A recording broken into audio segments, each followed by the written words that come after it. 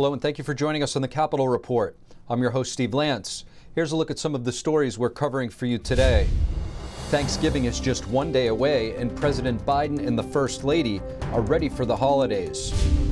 With the holiday season and Thanksgiving upon us, we go beyond the turkey and the football games to remember what the holiday of Thanksgiving is truly about.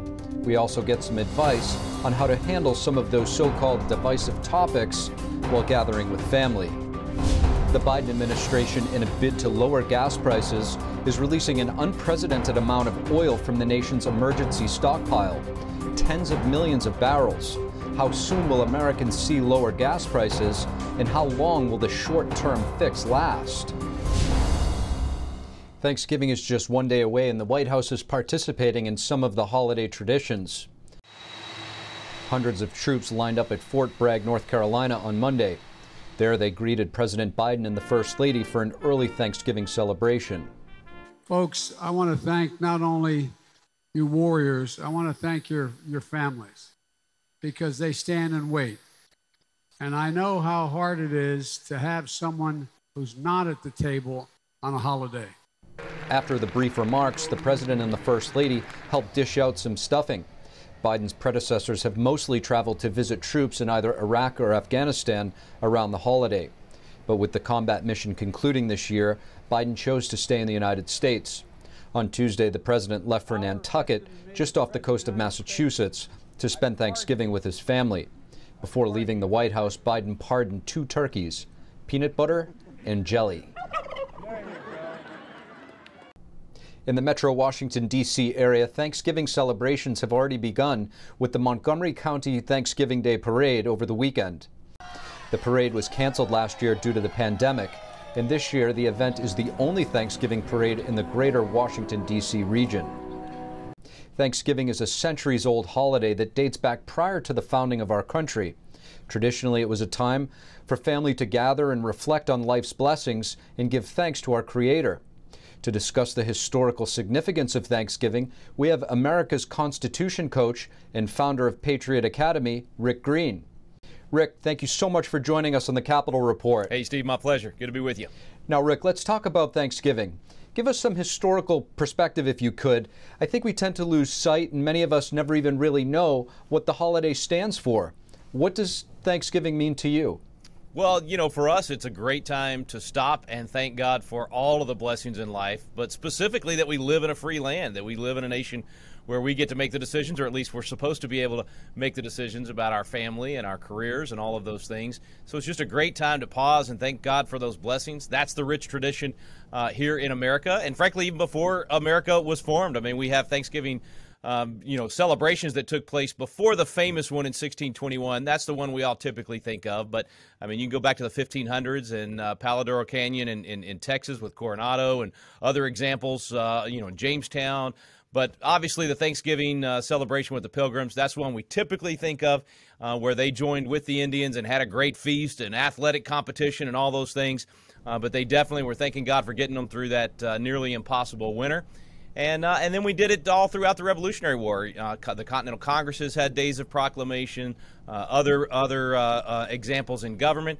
But, of course, Lincoln's the one that officially did that 1863 proclamation that really is remarkable when you think about what was happening in the country, how awful things were, and yet he was willing to stop and say, let's thank God for all of our blessings. Boy, that's a unique perspective that he had. Now, I'm not saying this in a facetious way, truly. I mean, I think there's a lot of us that don't really know that Thanksgiving is more than eating just turkey and watching football. And I don't think it's necessarily just because you're a Christian that you're saying that, but it is really a time to reflect and show our thanks to God and our Creator. And I love what you just pointed out. You know, listen, people of all faith get to stop and pause and say, man, we're blessed. And frankly, even those that don't believe in God get to say, you know, look, I won the lottery by being able to live where I live and have the freedoms that I have. But in our nation's history, and the tradition, of course, has been to thank God Almighty. Lincoln's proclamation that he did in 1863 kind of started a trend. Presidents after that for 75 years did the same thing. And then in 1941 is when Congress actually made it official, and we have our official Thanksgiving holiday. Now, Rick, I want to ask you about how the country is so politically polarized right now.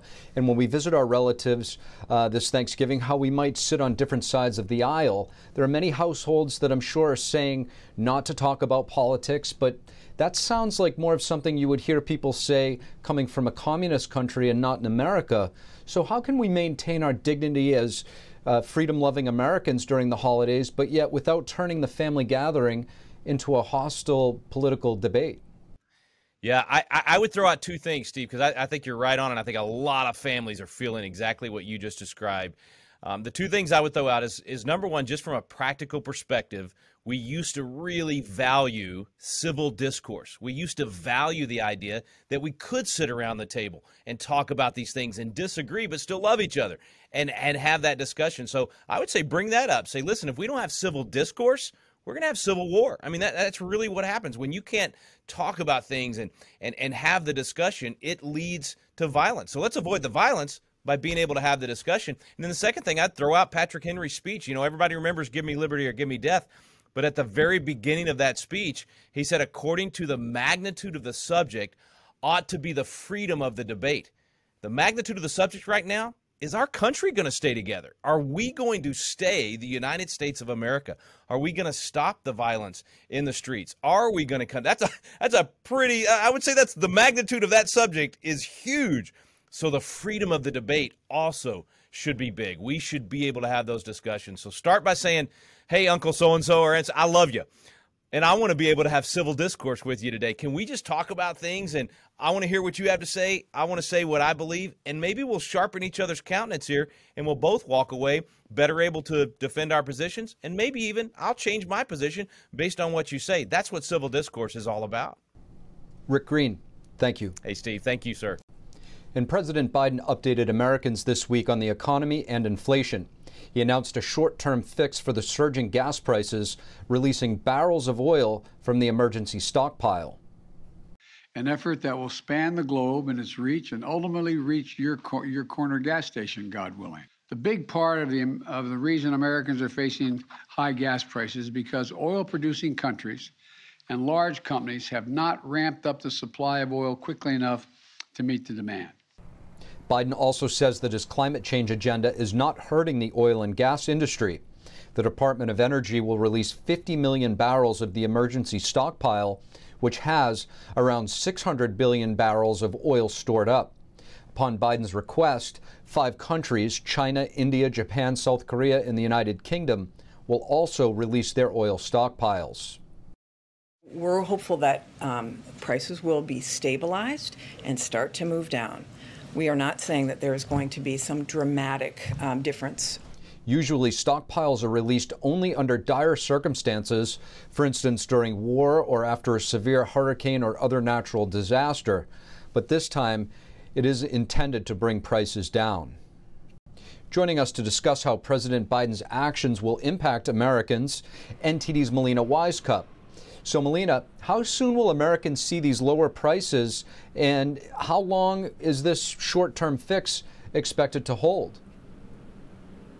Steve, the experts I've spoken to say we really just have to wait to see how the market responds to this as to whether or not the prices will go down by a bit. And if we do see a decrease, it won't be by much, somewhere between 5 and 15 cents a gallon. Now, we have been looking throughout the morning to see if there have been any changes so far. It doesn't look like there has been any so far, but these changes, these decreases could trickle in over the next couple of weeks, so we'll just have to wait and see for that. Let's hear what the experts are saying. 50 million barrels is about 2.5 days of U.S. oil consumption. So it's not sizable, and it's not going to be long lasting. It's going to be a short-term impact. Right now in the marketplace, due to supply chain security and rising costs at gas stations, even though you might be able to get wholesale prices down, there seems to be a lot of problems at the retail sector. Melina, and there are reports that OPEC may combat this supply surge with cutting back on production even more. So what are experts in the oil industry saying about the possibility of this retaliation from OPEC? And if they do cut back on production, will that undermine some of the steps Biden is taking now to lower gas prices? Yes, Steve, so those reports are surfacing, and if OPEC does choose to respond in this way by cutting back on their own production, it could lead to this effort by the Biden administration having little to no impact at all on gas prices. The OPEC group is meeting next week to discuss these plans, so we'll see how they choose to respond to this. Steve? Now, Melina, these higher prices are really giving room for the administration to push for their green energy policies, saying that it's time to move to cleaner energy so we don't have to depend so much on OPEC and Russia and fossil fuels in general. What's the political messaging around this issue at the moment?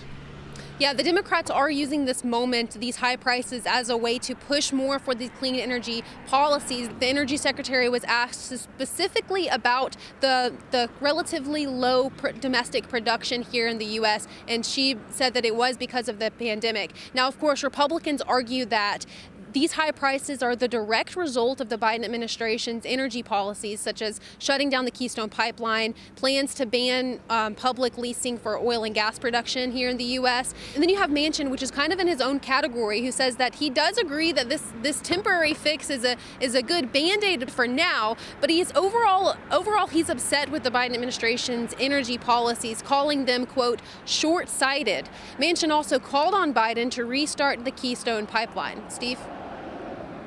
Melina, and President Biden this week also gave an update on the economy. How's the recovery looking now? Unemployment has fallen for the 8th week in a row, and we're down to about 4.6% right now. The jobless claim sharply dropped to a level not seen in about 50 years, so that's a good sign. Biden also says that the supply chain congestion is easing and that major retailers tell him their shelves will be stocked for the holidays. Steve? Thanks for that, Melina. And Republican Congresswoman Lauren Boebert introduced a bill to stop federal payments that the Biden administration wants to give out to illegal border crossers that had been separated from their children. The Congresswoman introduced the bill after reports that some illegal immigrants could receive up to $450,000 in compensation. Her bill prevents the U.S. Treasury from making payments for court settlements related to the enforcement of the Trump-era zero-tolerance policy on illegal immigration. Italy's antitrust authority has fined U.S. tech giants Amazon and Apple for more than $225 million. Amazon and Apple were alleged to be involved in an anti-competitive cooperation in the sale of Apple and Beats branded products. This was in violation of European Union rules and affected competition on prices. The authority imposed a fine of about $77 million on Amazon and about $151 million on Apple. Both Apple and Amazon said that they do plan to appeal the fines. And coming up, CDC data shows that more people have been killed by the CCP virus this year than last year, despite the access to vaccines. And vaccine mandates continue to impact people and businesses across America. Congressman Andy Harris is also a medical doctor, and we sit down with him to break it all down. A state-level bill was just passed in New Hampshire's House of Representatives. Could this path be a model for the country when it comes to freeing private businesses from becoming the vaccine police? We'll have that and more in just a moment. Vice President Kamala Harris announced on Monday that the Biden administration will be investing $1.5 billion from the COVID-19 relief package to support the healthcare workforce in what she calls high-risk and underserved communities. According to the White House, the investment is designed to address the shortage of doctors, nurses, and behavioral health providers in rural areas, minority, and other underserved communities. The funds will go to the National Health Service Corps and Nurse Corps, as well as the Substance Use Disorder Treatment and Recovery programs. It will offer scholarships and loan repayment for healthcare students and workers if they pledge to work in underserved and high-risk communities. And according to the CDC, the CCP virus has killed more people this year than in 2020. According to CDC data, nearly 378,000 people have died of COVID-19 in 2020. And as of this year, roughly 393,000 people have died from the virus. That's approximately 14,000 more people who have perished from the CCP virus this year than in 2020, despite having access to the vaccines. New COVID infections are now on the rise in 38 states. Health officials have been bracing for the possibility of a surge in cases over the winter. Nearly a third of new cases are coming from the Midwest, with Michigan and Minnesota reporting the most cases per capita. Meanwhile, the state of Florida is currently reporting the least amount of CCP virus cases in the country on a per capita basis. And as the cases continue to surge in the United States, the World Health Organization warned that Europe could see another 700,000 COVID-19 deaths by March. It would make the total death toll in Europe reach close to 2.2 million by next spring. Congressman Andy Harris is a medical doctor representing the state of Maryland's 1st District. When it comes to the issue of vaccine mandates, the congressman says that it is a complete overreach of basic liberties. Here's a look at part of our sit-down with the congressman. Congressman Harris, thank you so much for joining us on the Capitol Report. Absolutely. Good to be with you. Now, are these mandates right now with the Fifth Circuit, is it going to apply to federal workers or private sector as well? Well, my understanding is the Fifth Circuit one is mainly has to do with the OSHA standards, so it's the private. But I think by very close extension, what you can say is that it's unclear that Jacobson, for instance, gave the U.S. government the ability to impose vaccine mandates. It gave states the ability, but I'm not sure it gave the government the ability. And I think that case is also, those cases will also have to be going up to the Supreme Court for a ruling on whether the federal workers and federal contractors can in fact be required. I think the Supreme Court's going to weigh in, and I think that this clearly goes beyond the ability of OSHA to regulate the workplace. There's no question about it. This is completely unprecedented, a total abuse of regulatory authority. Now, Congressman, I want to ask you, how concerned are you that these mandates may be coming for children? I'm very, very concerned, especially the 5 to 11-year-olds. You know, there is no long-term safety data. Obviously, if you're a high-risk 5 to 11-year-old, it's great that these vaccines are available, but to take the next step in some jurisdictions actually beginning to require these in 5 to 11-year-olds goes well beyond what should be done. The Biden administration has asked the U.S. 6th Court of Appeals to reject an order that was granted by the Fifth Circuit and to reinstate its OSHA vaccine mandate for private businesses with 100 or more employees. Several lawsuits that challenge the OSHA rule have been combined into one and sent to the Ohio-based Sixth Circuit. The Biden administration argues that the Fifth Circuit panel erroneously interpreted OSHA's mandate, adding that delaying the enforcement would, quote, likely cost many lives per day. The OSHA rule was published earlier in November and immediately triggered a series of lawsuits from states, individuals, and businesses across the country. The Fifth Circuit ruling described the mandate as, quote, fatally flawed and halted it for pending adequate judicial review. The New Hampshire House of Representatives has passed an amendment to a bill which could be a way for private businesses to legally have an out from having to enforce vaccine mandates. Here to discuss the bill with us, we have New Hampshire State Representative Melissa Blazek. Melissa, thank you so much for joining us. Thank you for having me. I'm excited. Now, Representative, you and your colleagues have just passed a rather significant bill in your state, the state of New Hampshire, with exemptions for businesses so that they will not have to mandate the vaccines. Tell us a little bit about this and what this bill here aims to do. So it has gone through step number one. The committee passed this bill. It is sort of a Hail Mary bill, if you will, because unlike our regular session doesn't begin until January. That's when the bill making process would normally begin, but we kind of stuck in a fast-tracked bill here to get something done as quickly as possible because obviously deadlines are looming. And yes, this bill would exempt anyone from receiving a COVID-19 vaccine if they object for reasons of conscience, religious exemptions, or medical exemptions, including prior infection. Interesting. Now, much of the discussion around these vaccine mandates seems to have become hyper-politicized. Did you see any bipartisan support for this bill? Well, you're right. It is a very hyper-partisanized issue, which is a shame because this should be an issue of liberty and science and reason, but that's not where we've ended up. However, this actually was a bipartisan bill. One Democrat on the committee did vote in favor of this bill.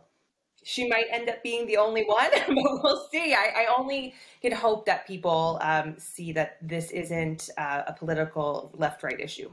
And do you happen to see this potentially becoming a model for the rest of the country? I hope so. I hope that other states realize that state sovereignty is real. We don't have to simply roll over and bend to the will of the federal government. And we can help fight to protect our businesses. This isn't just the individuals. I get calls from business owners. They do not want to mandate the COVID-19 vaccine. They're afraid it's going to put them out of business. And so here, I want to pass legislation so that the state of New Hampshire can do the fighting for the people and the businesses to protect them. Now, what are you hearing from these business owners? One argument that I've been hearing is that they could not only lose their workers, but also their investment that they've put into these workers for so many years. And a lot of times the experience of veteran employees is invaluable.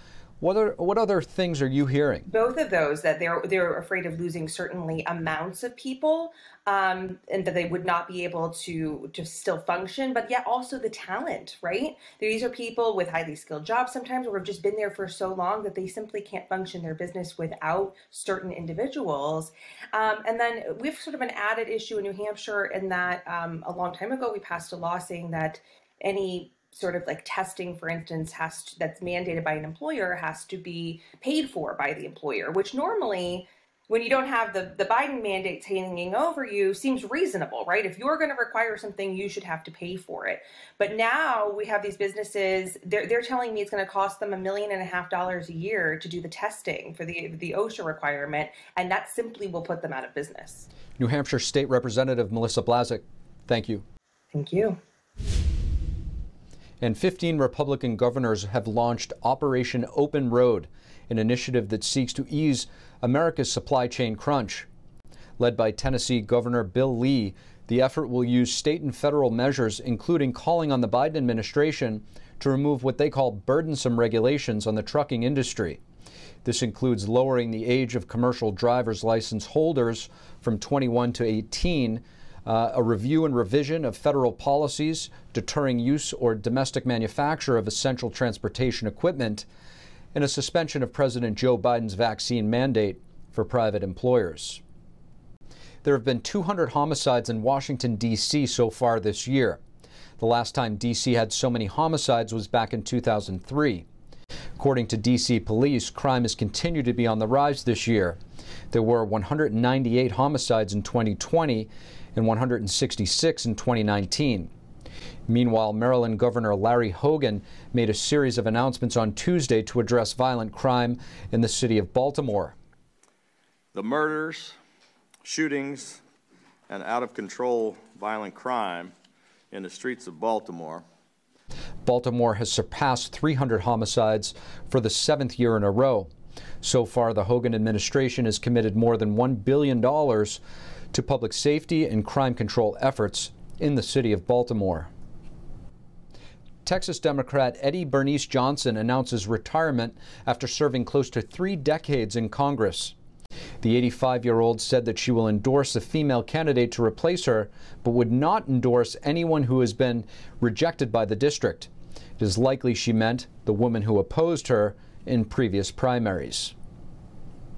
Former President Donald Trump endorsed Delegate Dan Cox for governor of Maryland, putting him in the national spotlight. In a tweet, Trump said Cox was an American First patriot.